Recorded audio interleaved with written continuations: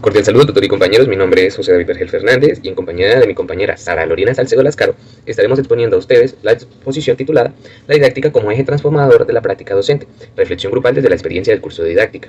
Antes de empezar, es necesario dejar en claro una breve definición de qué es la didáctica. Bueno, la didáctica es definida como la disciplina pedagógica que estudia los procesos y elementos implicados en la enseñanza y el aprendizaje. Esta rama es completamente fundamental para todas las personas que pretenden o quieren ser docentes, ya que les permite tener un conocimiento completo del panorama y de los factores que se deben tener en cuenta cuando se va a diseñar e implementar una clase, ya que dependiendo de la institución y de los salones la didáctica puede cambiar porque se poseen o no ciertos recursos o porque la población es de una u otra manera. Es decir, la didáctica que se aplica en una escuela tradicional no va a ser la misma a la que se aplica en una escuela con los procesos y las teorías descubiertas y que puede considerarse como una escuela moderna. Asimismo, la didáctica que se imparte en una escuela como esta no va a ser la misma que en una escuela rural, y esta a su vez no será la misma didáctica que se implemente en una institución que acepte estudiantes con discapacidades ya sea cognitivas o físicas. Hola, soy Sara Salcedo. En este video quiero compartir algunos aprendizajes clave sobre la didáctica y su papel como puente entre la teoría y la realidad educativa. Exploraremos qué hemos aprendido y cómo estos conocimientos pueden transformar nuestra práctica docente. Aprendizajes logrados.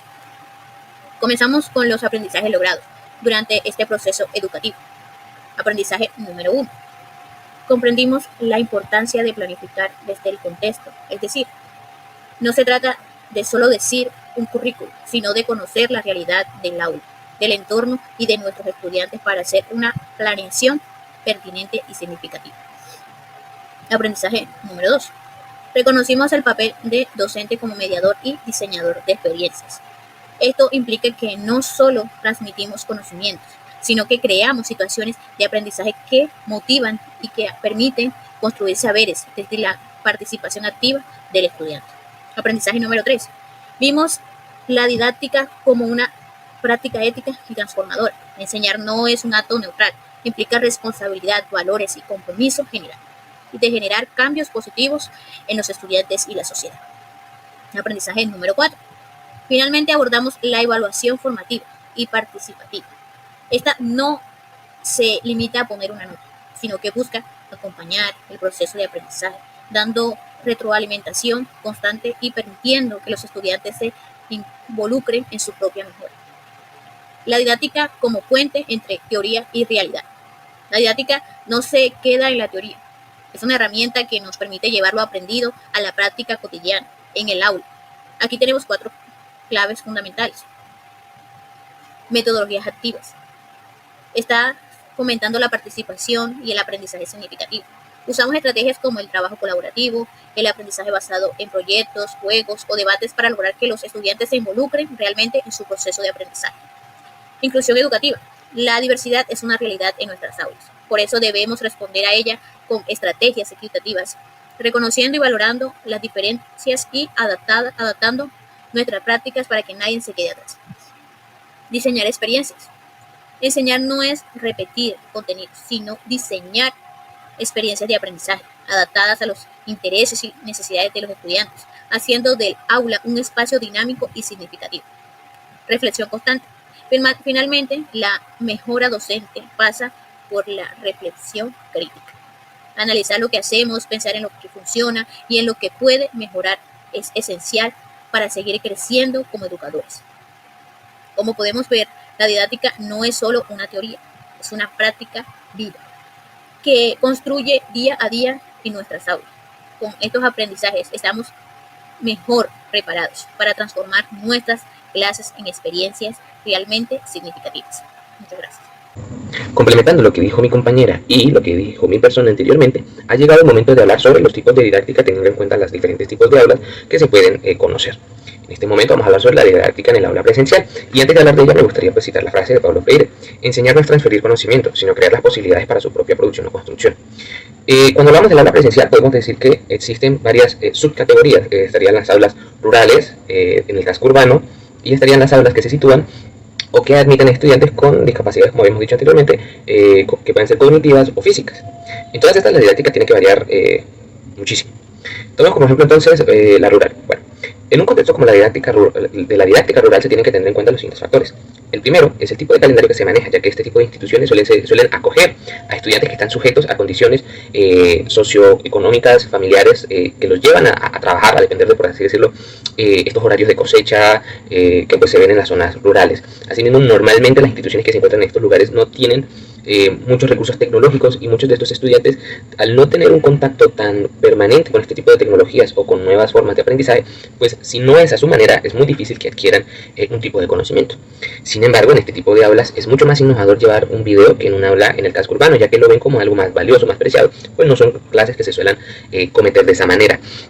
Normalmente este tipo de clases suelen tener una didáctica un poco más tradicional, basada en la lectura y escritura, no porque el docente sí quisiera, sino porque muchas veces en cuanto al factor de los recursos que puede proporcionar la institución, son escasos. Sin embargo, eso no significa que la didáctica que se dé en este tipo de instituciones pueda o tenga que ser mala. Muchas de estas dinámicas pueden centrarse en el juego. Muchos de estos estudiantes disfrutan de sobremanera el hecho de jugar, ya sean juegos sencillos como la papa caliente, juegos que estimulen esa parte divertida y que les permitan disfrutar. Pues asimismo son contextos en donde la introversión y la timidez prospera. Entonces es muy difícil saber o conocer y descubrir estudiantes que puedan tener un punto de vista pues increíble, valioso, que destaquen académicamente.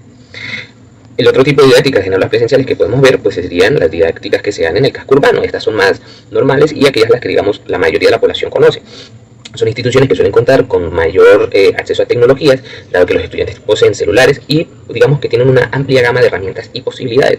Pues con la modernidad y el avance rápido de las tecnologías, en este tipo de instituciones se pueden utilizar dinámicas que empleen juegos en línea, encuestas, quizzes, e incluso dinámicas de debate mucho más prósperas. Asimismo, los estudiantes se muestran un poco más propensos, según la localización y la comuna de la ciudad, a participar, algo que difiere un poco con la rural. No por esto este tipo de instituciones no tienen retos, y es que el estar tan inmersos en la tecnología crea que los estudiantes tengan dificultad para prestar atención o desempeñarse en muchos casos de la mejor manera académicamente.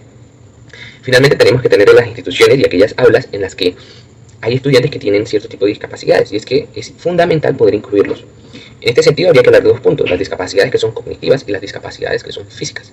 Empecemos con las físicas. Las físicas tenemos el reto de que, si por ejemplo hablamos de un estudiante que tiene ceguera, dependiendo del grado de ceguera, si nada más tiene que utilizar anteojos, pues es necesario ponerlo al frente de la clase. Si literalmente ya es ciego, una persona que no ve, pues obviamente se tienen que implementar maneras en las que el estudiante pueda almacenar su clase, ya sea grabándolas en formato de audio y enviándoselas al acudiente, o grabando las clases, las cuales es un método recomendado para todos los estudiantes. Esto tomando como un ejemplo.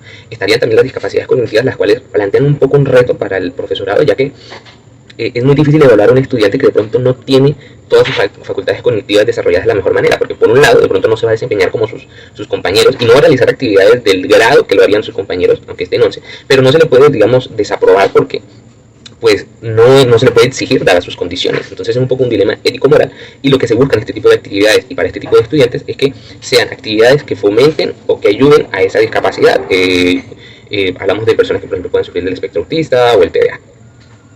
Finalmente, toca hablar de los segundos tipos de didáctica, que ya serían los entornos virtuales, que es lo que caracteriza a esta universidad, la Universidad Nacional Abierta a Distancia, y otras aulas y corrientes, porque pues también es un tipo de dinámica que se utiliza en los colegios. Bueno, aquí hay varios puntos clave a tener en cuenta. Entonces, estamos hablando de la necesidad de planificación clara y flexible con recursos como videos o foros. Cuando hablamos de la virtualidad, tenemos la ventaja de la gamificación total, la inmersión total de la tecnología y todas las posibilidades que ello brinda, pero también las desventajas. Entonces, es necesario que lo que se lleve a cabo de forma virtual tenga en cuenta todas esas desventajas que se puede poseer. ¿Por qué? Porque, por ejemplo, el mayor reto que afronta la educación virtual es la facilidad que hay para hacer trampa, ya sean los exámenes, plagio, inteligencia artificial, entre otros. Sin embargo, hay algo que destaca en este tipo de aulas con relación a las aulas presenciales, y es el rol del estudiante. Es activo con un acompañamiento constante del docente. Es decir, que el estudiante en este tipo de instituciones y de aulas tiene un aprendizaje constructivista. Si el estudiante no se motiva o no es empírico, no busca el conocimiento por sí mismo, es muy difícil que pueda tener un aprendizaje de calidad.